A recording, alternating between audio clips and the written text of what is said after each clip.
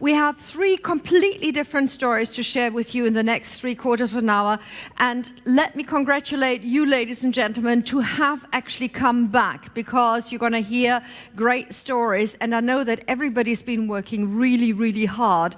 And I don't know, the second half of the business talk must have been hot as well, because I think there were 60 people crammed into a room that was actually laid out for 30 people. So it seems that some of the issues, some of the parts were picked properly.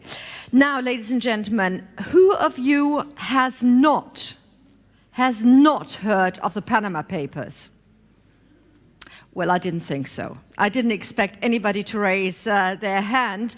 And the Panama Papers, of course, as everybody here in this room knows, was the work not just of one journalist, not just of one group. It was actually a collective all around the world, journalists, investigative journalists, that actually got together and said, we need to do something, and we need to do something together.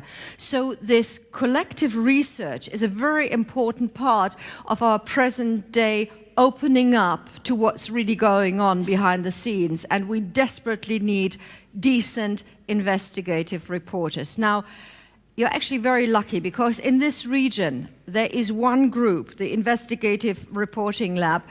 Not only have they won a lot of awards, but they have uncovered a hell of a lot of stories. And the funny thing is, it's actually a lot of girl power. So we do have one of the few male representatives of the Investigative Reporting Lab here with us, Jovan Dimitrov. And I told him the good thing about me is I will shut up and he will actually be able to finish a sentence. No, Jovan, I'm of course making a joke out of it. But you and your group have actually decided that one of the biggest threats to our democratic system in Europe as such is the fact that information, or better, misinformation, can be used as a weapon. And I know that you've prepared something, so I'll be disappearing, you take it away, and then we come up, and I'm very sure there will be a lot of Q&A afterwards. So why don't you give him a little hand, you know? Yeah, it's hot up here. An applause would be nice, thank you. Well, my name is Jovan Dimitrov. I come from Welle, Macedonia, Investigative Reporting Lab Macedonia. It's reporters that are mostly female, and I am part of that team, the only male representative. Actually, my job there is to make it more social and to make it go on social networks and to spread out the word to reach to the citizens. If we can go to the presentation, I prepared a little presentation for you to tell you a bit more about myself and about Welle. So if we can go to the next slide. As you can see, I'm not a reporter. I have been a blogger for, I don't know, maybe 15, 20 years. And for most of my career as a blogger, I've never been, nobody saw us bloggers as reporters here in Macedonia. I was part of also of the first blog aggregator, blogirame.mk. It aggregated around 1,000 blogs from Macedonia, and those blogs eventually never find a sustainable business model, and nowadays we don't have a blog community here in Macedonia anymore. Maybe because we were previously, I don't know how many of you were in the business sustainability panel before. One of the problems here is that in Macedonia we can't go Google AdSense because Macedonian language is not recognized by Google, and you can't make money out of Google by writing content on Macedonian language. That's why probably one of the reasons was that from Macedonia a lot of guys, a lot of young people went out to write things on English language, and that's how we ended up supporting Trump. Who am I? As I said, I am a blogger. This was my blog, still is, blogspot.com. If we can go to the next slide. I have been most of my life, I'm teaching about new media on the faculty and universities, and yeah, next slide also. And what we do, because we couldn't find a business sustainability model, we tried to organize an event that is a unique one in Macedonia. We are organizing Twitter Awards. That's how we engage Twitter community and the blog community here in Macedonia. And we try to take every year to gather in one place and try to award the best blog and Twitter users. And it's actually for 7 years now. It's holding every year in December, and it's quite successful event. Yeah, next slide. These guys, I don't know if you recognize them. This is our Prime Minister and this is our Minister for Foreign Affairs. They like to work hard and they like to play hard. We like to play even harder, and we always have good fun. And besides awarding the people that are good Twitter users and good bloggers, we also like to have a good fun. So that's how we engage our community that is online here. So how does that help to IRL? If you can go to the next slide.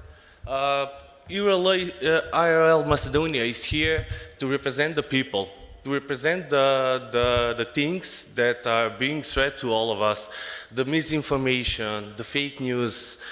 We don't like that fake news wording, but we are all being under threat, and independent media and investigative journalism is something that is from big importance for all of us. And these groups that are gathered together and treasure online representatives, real journalists, investigative journalists, and multidisciplinary approach in that kind of groups really will help and will be the next generation of media everywhere in the world, not just here. So that's why I'm really proud to be part of this group. And as you can see, our mission is always to be on the side of the citizens and the ones that are not represented by the government. As we previously said, most of the team members are girls. I'm the only guy there, but that makes me even prouder, and that makes us unique also. So cheers to my girls. Next slide, please. We at IRL, we fight corruption. We are part of the OCCRP, and as part of the OCCRP, we try always to fight corruption, and we see corruption and misinformation as one of the biggest challenges in the world. And it's threatening our democracy. It's threatening our democracy in every aspect, in every way. I mean, we are talking about making a sustainable business model and things like that, and basic human rights are in danger here. So we must concentrate on these things and do whatever we can to make these things, to fight these things. We also do, as a team, we also do our own TV. We have a TV show that's called Provereno. If we can go to the next slide, it goes on Televizija 24, TV 24. It had around 20 shows by now. It will continue airing this autumn also. The themes that we address there are always propaganda against the government, to see corruption in the government, if there is some scandal, if there, what's the financial, how the political parties are being financed, and things that are really, really, we think important for every of us and for every democracy. If you're going to go to the next slide. Why we represent the people, this is our motto. And next slide, please. This is what we have done. As I said previously, we believe in multidisciplinary approach, and we believe that if you are part of a bigger network, such as OCCRP, you're gonna achieve more and more. And that's why we enjoy working with with large network of journalists, and that's how we can fight corruption on bigger level, and that's how we're gonna address Panama Papers. That's how we're gonna address Viktor Orban, and who is behind Macedonia fake news sites. And next slide, please. And pro-Trump fake news and things like that. This is our reporter Saška Cvetkovska, who has been part of most of these stories, and he's been writing and editoring most of these stories, and all of this has made us as a team very coherent as a group, and taught us a lot, working with a lot of journalists from around the globe to fight these real threats to our democracy. That is hard because nobody likes bloggers too, but also investigative journalists can't find a business model. I mean, nobody likes you. If you take money from the government, you are not independent anymore. If you take money from the oligarchs in the country, you are not independent anymore. So finding a sustainable business model is kind of hard. And you have to work 24/7, you have to be under threat all the time, and you have to double check everything. I mean, there is no room for error here. It's ruining your credibility. How will people trust you if you say something stupid? There is no room for error. You have to be as professional as possible with as less money as possible. And it's really hard, and we have to address this issue very hard, and we have to find a model where because it's for all of us. But we are here. Our plan is to fight corruption and still go on hard. So if you have any questions about my team or myself, please do so. Thank you very much for sharing that absolutely fantastic work. Now, I listened to your colleague, and she said it's with great personal enthusiasm that you work. But somehow, apart from traveling around, you're working, you must sort of support your livelihood. So where do you get the money from? I personally? Well, all of you. I work in a bank in Macedonia, and I do this as kind of a part-time job, but most of our people, the reporters in RLL Macedonia are working 24/7 on the stories. Wow. So a lot of enthusiasm behind it, and you can't do that your whole life, I suppose. No. Ladies and gentlemen, of course, I've got a bunch of questions, but it's up to you to put the questions to our friend Jovan here. Anybody with a question to get started? Let me just take microphone number 5. Okay. Right. I didn't see the young lady. And of course, she's faster. Have you ever had any direct or indirect threats for the work you've been doing here or in the region? Yeah, actually, one of our reporters is under constant, how do you say that, bodyguard. She has, close protection for the past 2 weeks, I think. At the moment, we are covering a story that's kind of, messy, and she has a 24-hour surveillance, and that's it. Any more questions? The young ladies, in fact, there are 2 with a microphone to give your questions a voice. Behind you, there's the lady. Hi, regarding to the women journalist you mentioned that lives with protection, that's protection provided by the police, i.e. the state, I suppose. Actually, it's provided by OCCRP. Interesting. And what does the state institution say about that? Oh. Did she apply for protection of some sort from the police? Because did she report the threats, etc.? It's a very interesting case because in Serbia we have journalists who live. There were a couple of incidents that required that we acquire another assistance and another help. So, sorry, I can't. Yes, we requested assistance. We were given assistance, but still, we also have personal protection for the journalist also. Yeah, that's an interesting indicator as well of the situation. Thanks. Maybe playing on that question and extrapolating from there, how big is the support, and is there a support amongst this big network, the worldwide Of course, if it wasn't for OCCRP, we wouldn't be working, we wouldn't be in this mess, but we wouldn't be working on these such an important stories and such an important issues for all of us. When we had a situation when team representative from OCCRP came to our countries, they also experienced some problems, and that was the bell that rang and said, okay, we need to do something about it. Now we believe you that situation is not so. The problem about lightning talks is they're gone in a flash. So thank you so much for sharing, and really keep up the good work. Thank you. Stay healthy. Okay, thank you. Thank you very much. Having talked about girl power, I'd now like to invite two ladies to come up on stage, Adelheid Feilcke and Aida Salihbegović. I didn't try to pronounce it before. Was it sort of somehow in the direction of your name? Right, okay.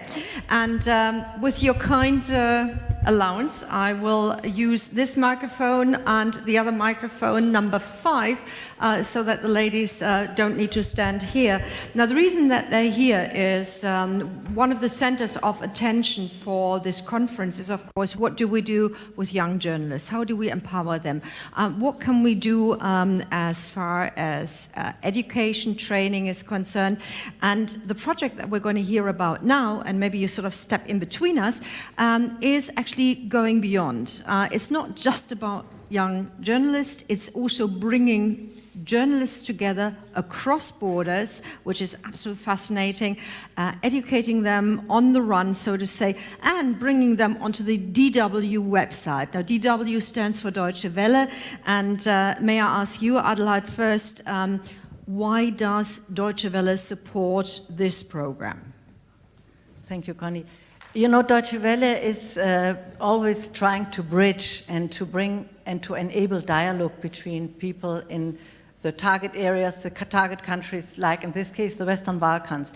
And when we were thinking how to even reach out to young people, we understood that, especially here, we are here in the Western Balkan Media Days, that many people in this region only are following national or region or local media, and there's a lack of transnational and trans-ethnical or translingual projects. And until we do have these 5 languages, Albanian, Macedonian, Bosnian, Serbian, and Croatian, we thought, why not setting up a multilingual program for young people? And then we analyzed that young people are mainly fed up with traditional media, and they want their voices to be heard. And then that's why we said, okay, let's give them the opportunity to get their voices heard, and we provide them with a training, with a smartphone production training, and then we send them out.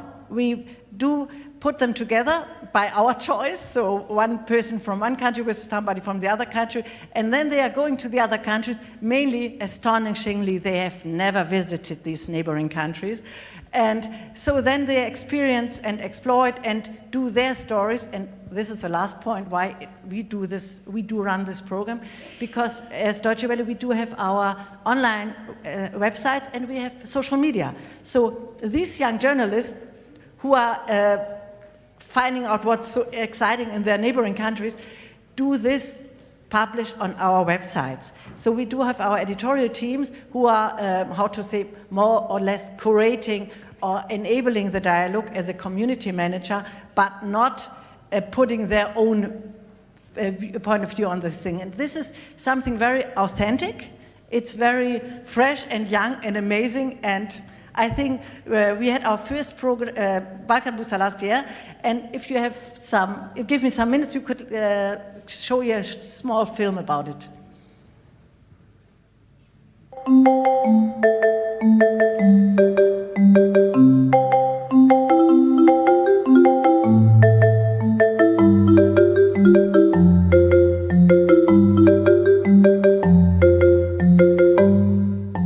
Ja sam Arber. U njam Lejla. Mi ćemo biti vaš gosti skroz Banja Luka. Vaši domaćini.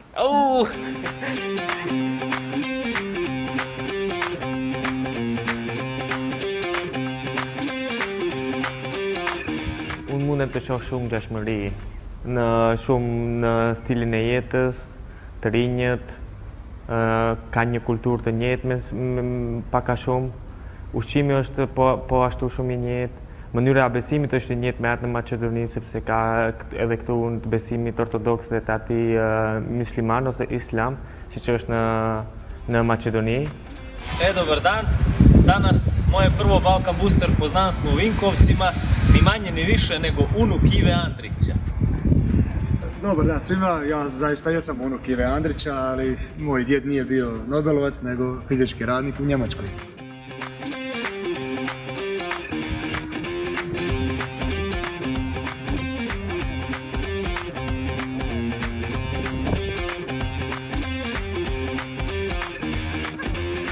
Ono što mi kao mladi novinari danas možemo da ponudimo novinarstvu u smislu poboljšanja jesu ti novi formati, nov način razmišljanja i nov aspekt posmatranja tema. Mislim da je Deutsche Welle Balkan Booster projekat zapravo jako dobra ideja u smislu da se pokaže na koji način može da se pravi medijski sadržaj.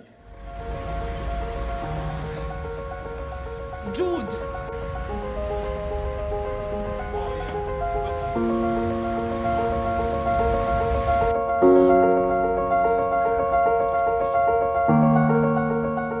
Sve to što se generiralo kroz sve te vijesti i propagandu na kraju krajeva je mene motiviralo da stvorim jednu određenu predodžbu i onda mi je bilo jako bitno da upoznam te druge ljude koji nisu nemam pojma, koji nisu bili sa mnom, koji nemaju moju prošlost.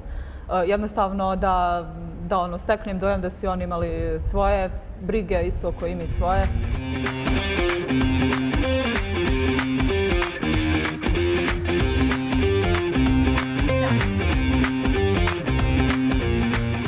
Treba da idemo dalje.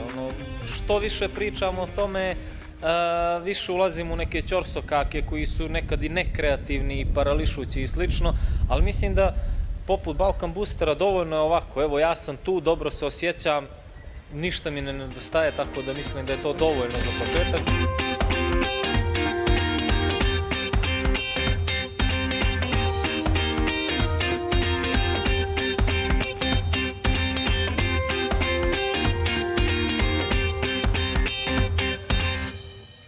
Well, absolutely fascinating. Journalism on the go, more or less. And I've seen you, Aida, sort of walk around here with your iPhone and one of those selfie sticks, at least it looked like that, yeah. And do some filming. And I'm not quite sure whether you were interviewed by Aida. So how do you get the people that you're working with? We saw they were all young, 20 to 25, roundaboutish. So who is applying to you? How do you select them? What is the process? Yeah. Well, the young people are mostly students of journalism, or actually they finished journalism, and they want to do something different, something unique, something nice. And they just apply to our Deutsche Welle reporters and Deutsche Welle editors in Germany, and they actually decide who is to participate. We are always looking for young people who are open to find out something more about the other Balkan countries. This year we have 14 young people and 2 from every single country, Macedonia, Greece. This year we have Greece, then Bosnia, Croatia, Serbia, Albania, and Macedonia, and also Kosovo. We have 7 pairs, and for example, what will be really interesting this year, we will have pair Kosovo and Serbia. They are going to do their reportings next week, actually. And this participant from Kosovo have never met anyone besides from Kosovo people. So we met him in Greece on the mobile reporting training, and he was really excited to be a part of the project. And also one other pair, which is really interesting, is Macedonia and Greece. For example, this month, at the end of this month, Our reporters Christina and Alexia from Greece and Christina from Macedonia, they will be here in Skopje, and they were doing, they will be doing cross-border stories about the referendum and about the cross-regional, cross-country stories from different point of views, I would say.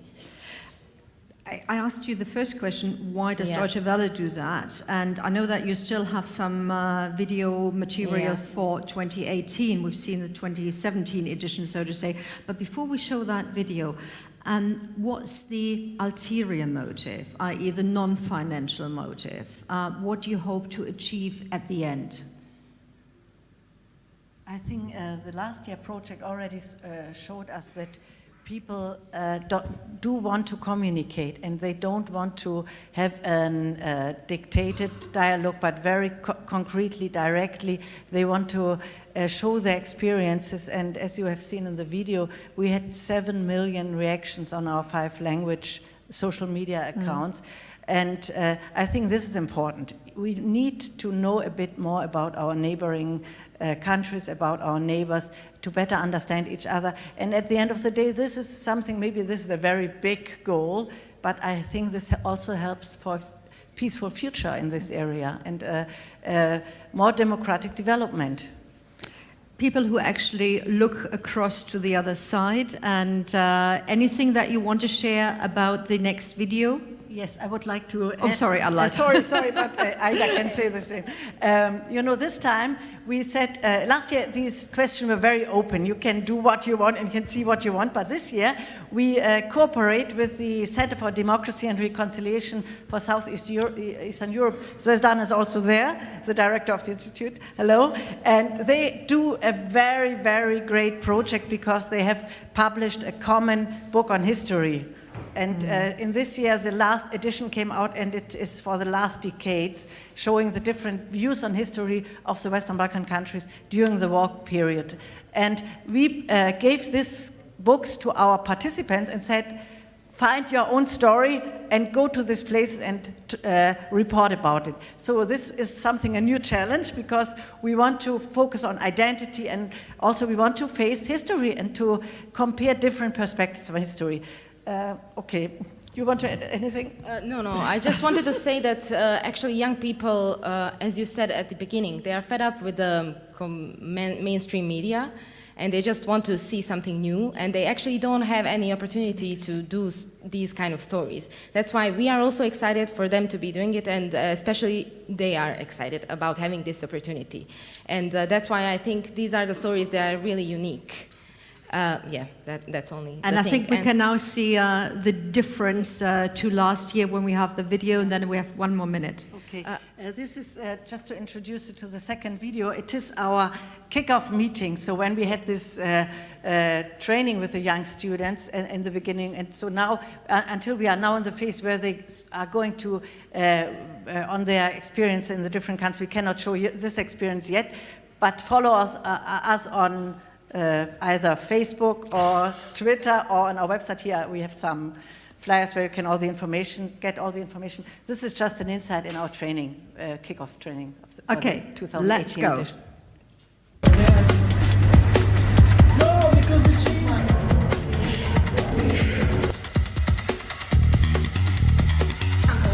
let's put him here as you said, okay?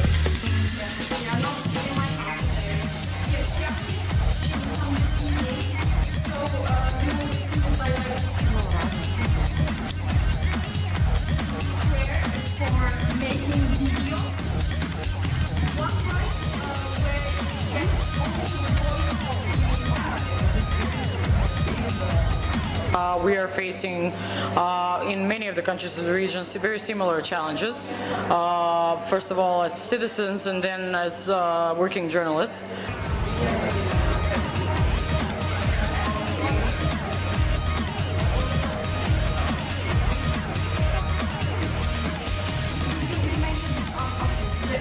People that come from a region, let's say the ex-Yugoslav republics and the other countries are now together, but it's kind of interesting that we all need passports and that we all need kind of visas or some things to come here or to go to our partner countries.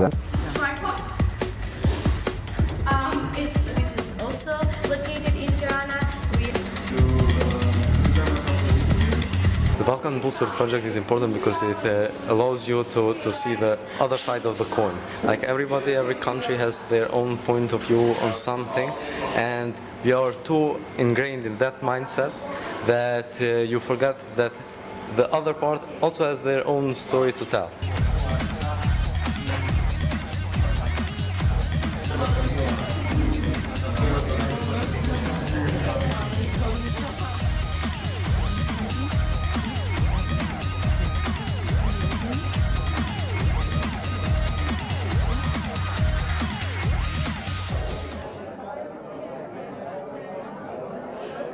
That's it, no more. But ladies and gentlemen, you might have questions. So whilst Aida and Adelheid are still here, one or two questions are possible, and then we need to move on with the next lightning talk. Any questions? The lady in the third row. My name is Milica Plavšić. I'm from Bosnia and Herzegovina. And when I was, 16 years ago, I participated in a similar project. It was called Storytelling Across Borders. And now when I look at this film and when I hear about your project, it seems to me, unfortunately, that nothing has changed in the region.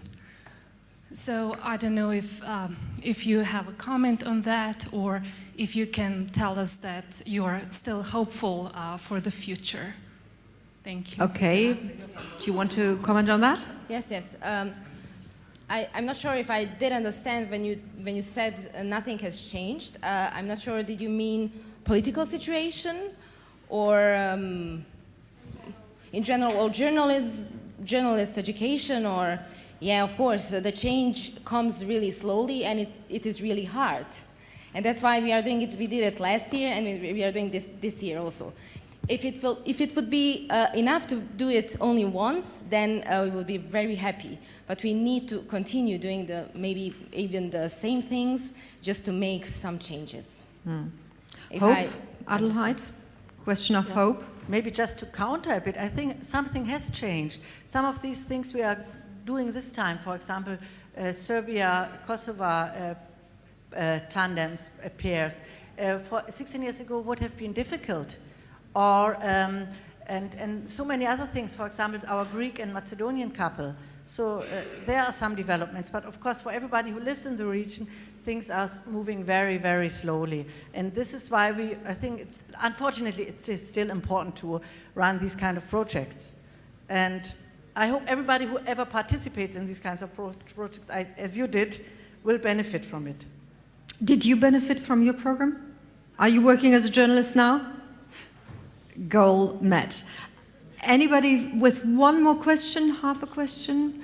The gentleman in the last row.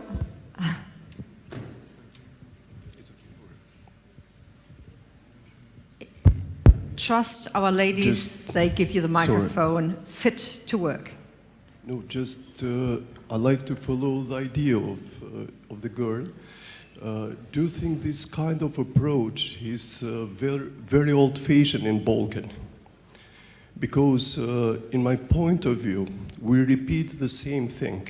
And believe me, it's just a detail in Balkan and everything is explored. And it means that the youth, unfortunately, they do not change quite a lot. And my question in the moment is that do you think to create a kind of new approach, because you have possibility and you have a kind of credibility to do this kind of thing? Because I'm really deluse from my country. I'm from Albania, journalist, that really in projects, the youth show another face. But believe me, at the moment that they turn back in the newspapers or in their families, everything is the same. It's quite the same in Serbia, in Kosovo, and in Montenegro. So may I ask you your name and maybe that we understand your question? I'm from Albania, Benandone. Thank you. Journalist, that's all. Thank you. Okay. So my answer would be, of course, there's a long way to go. But the beautiful thing in this project, and which is for us at least something new, to marry this exchange experiences and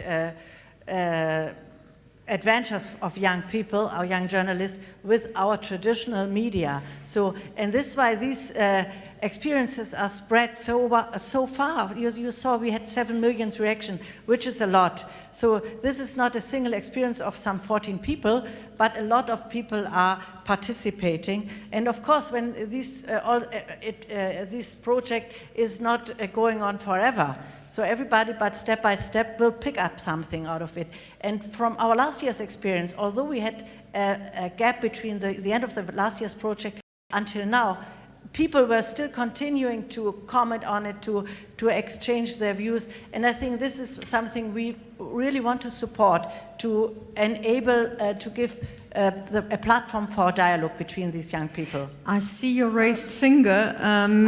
It's now getting on the long side. No, just one quick intervention, sorry, and then we need to... I'd just like to add something. You add something for Zvezdana. Zvezdana did huge work about the text. Why you do not invest really for the text of the youth? Believe me, this could be more this kind of projects. Why you not boost this project of the books? You know very well the project of Southeast Reconciliation But I Group. think we boosted with this project. We boost the project, the books. And I think this is, for us, at least, maybe Svetlana, you might correct me, but it's a perfect combination, because they are the books, and this is an analog media. And now we are in a digital platform, and so this is a good combination. And I hope this will help also the books to be spread even wider in the region. My role as a moderator is always bad because I need to watch time, and time has a tendency to run away. So can I make a compromise? You have a coffee together afterwards, or a glass of wine tonight at the museum. And I would love to thank you. Aida, you wanted to say one last sentence, and then we need to... Actually, I just wanted to say what Adelheid said, and I also wanted to say what this project is maybe a bit different than other projects. There are a lot of projects, but here there are people from 6 different countries, and all the media content is translated in all 6 languages, which is actually pretty impressive, I would say. Yeah?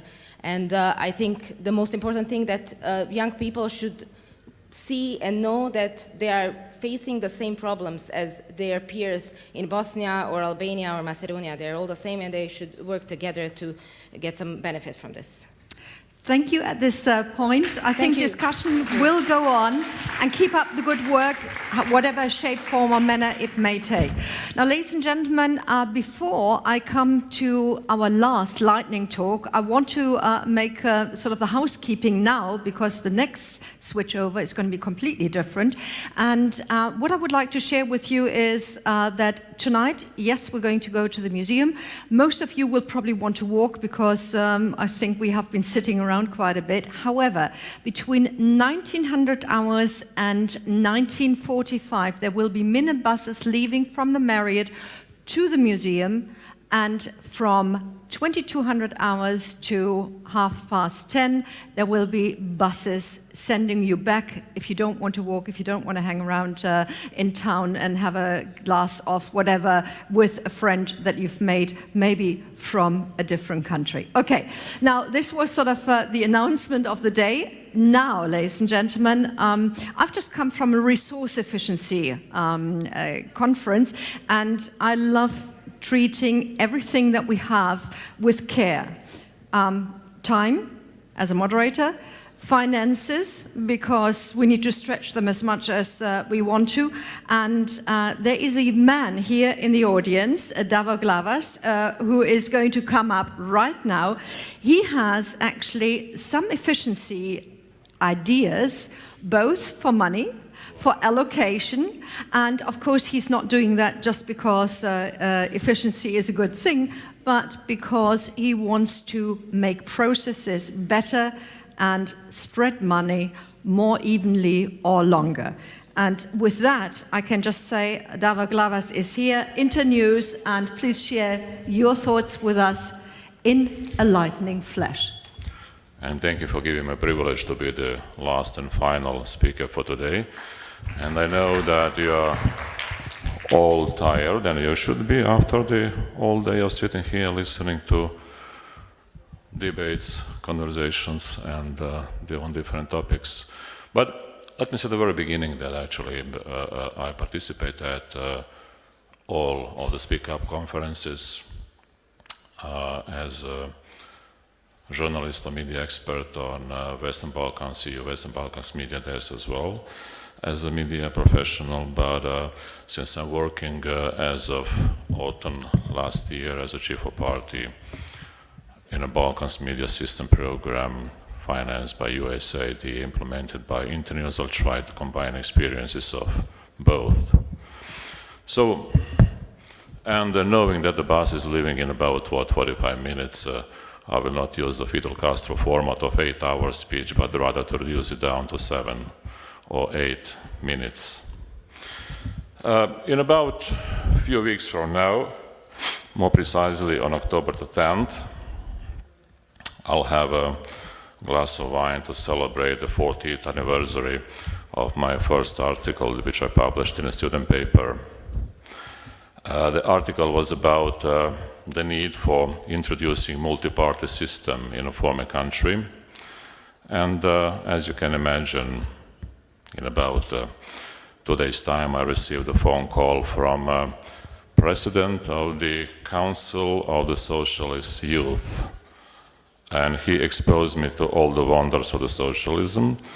This was probably one of the most useless spent 2 hours of my time, but somewhere in between the lines, he said, and he is now one of the wealthiest businessmen, entrepreneurs in Croatia, but okay, that's not important.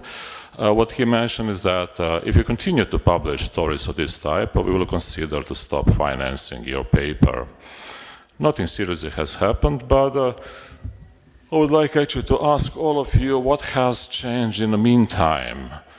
Well, it would be enough to compare the EU map, geographic map in 1978 with the map as we have it here.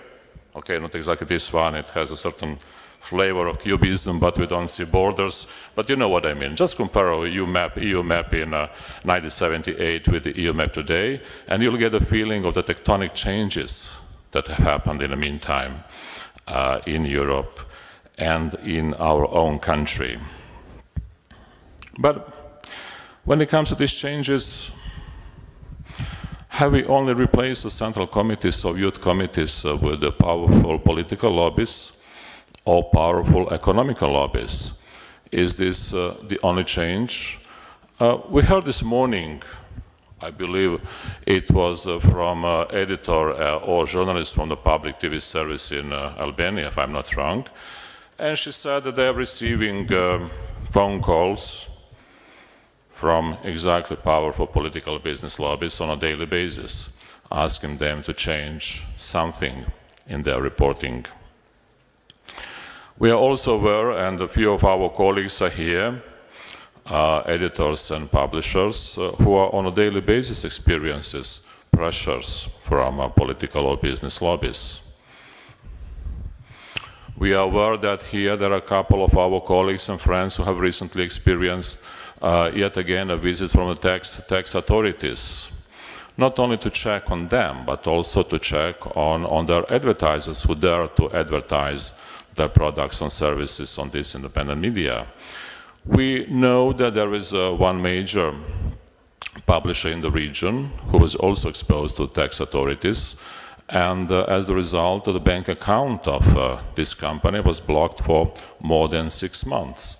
So you can imagine how it is working in a media with the bank account closed for 6 months, and you have to pay not only salaries but all other expenses. Taking all of this into account, some of my colleagues would say that the situation in the media sector in Balkans has never been worse as it is now. I don't agree completely, but I would say the very fact that in 2018 that we are discussing, is the 2017-2018 better or worse in comparison to 96, 97, 98, is worrisome enough. So it's now about the time, is it 5 minutes? Okay. It's now about the time to reflect on what we have done to support the independent media sector in the Balkans. Have we done enough on the right time, with the right partners? What are the lessons learned? Well, we are still in process of learning the lessons from the supporting independent media sector in the Balkans. But let me tell you one example from an analysis which we did in Croatia that was a few years ago. But we analyzed 53 major media projects in Croatia which were supported and funded by the donors' money. May I ask you to know maybe how many of them survived the day D, meaning the day when the donors' money dried up? Those 53 projects analyzed. 3 survived. 3. And these 3 projects that survived, it's interesting that actually they existed even before the donors arrived in the market, meaning they were kind of established media, commercial media, who used the donors' money and donor support to bridge over a certain troubled period of time for them, and who managed to survive this troubled period of time. What is the lesson learned? Well, applying it to the whole Balkans, I would say that it's about the time, and there are not many representatives for European Commission at this moment here in this conference room, but I think it's about the time to reconsider the type of the financial support of the media sector. Of course, we are all aware that the financial support to civil society, to NGO sector, is of essential importance. It's really of essential importance. But I would like to see, let's say, kind of equality fund here in the Balkans to support commercial independent media sector. The type as it used to be in the late 90s with MDLF, late 90s and early 2000. That would be really, really a huge element of supporting independent and commercial media sector. Because if we will reduce and focus only on supporting NGO and civil society sector, this is absolutely important. But they just too often miss this link with audiences. They don't have this link with audiences. It's only media who have this link with the audiences. Then, in some of these previous discussions, of course, the topic of EU negotiation is an important one for all of us. But I would like to have an opportunity, and I probably will have an opportunity, to discuss with the colleagues from DG and colleagues from the European Commission, who said, yes, fine, of course, it's important to tick all of these boxes during the negotiation period. It's important for all of these countries to align their media framework with the acquis. But, you know, if I want to become a member of the society, a member of the club, then I would say that it's expected from me to do a bit more to show that I really share the values of this club or of this society.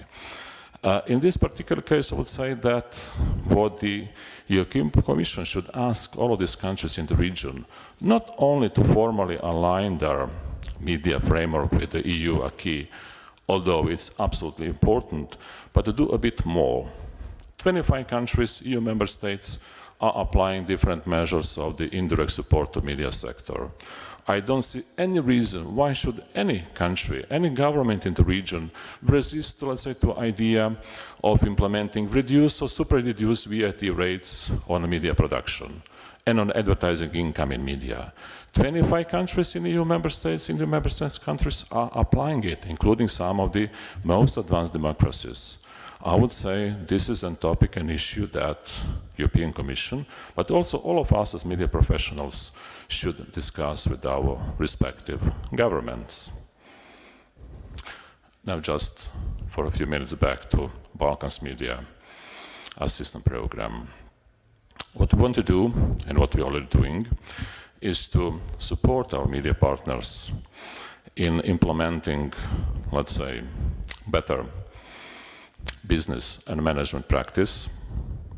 What we're trying to help them to identify and to reach out to new audiences, also to identify new sources of revenue. We are also trying to help them to become less vulnerable to, let's say, cyber attacks, which is a very important element, a very important topic as of recently. You may say that this is yet another, 2 minutes, 1 minute. This is yet another theoretical exercise. No, it's not. I'm not trying to see whether my good colleague is here, but he's not here. CEO of one of our media partners, who managed to increase their online income by 420% in 3 months by applying some of these smart techniques in a programmatic ad sales, for example. So it's much more than just a theoretic exercise. But I know that I'm already over my 7 minutes, so thank you very much for your patience. And I do hope that we'll have at least a few more minutes for answering 1 or 2 questions. Thank you. As you said, we have time for 2 more questions. If it's going to be a long debate, then I will have to finish off that debate. But please put your questions, your statements to you, Davor. And if nobody seems... okay. Ladies in the 4th row, I know I can rely on them. Just wait a sec till the microphone is with you. Okay, now you tackled the curiosity. Which media has increased the average? And which type of tools they used in the last 3 months to achieve that? That goes a bit beyond my knowledge. It's about a techie language, and I probably would not be able to explain you in details, but it is about the programmatic ad sales. It's about applying some techniques in attracting Google ads, and that far goes my knowledge about it, and then the rest I leave to our IT guys and to the guys who are more experienced in audience analytics and in all of these fine variances of the audience analytics. Sorry?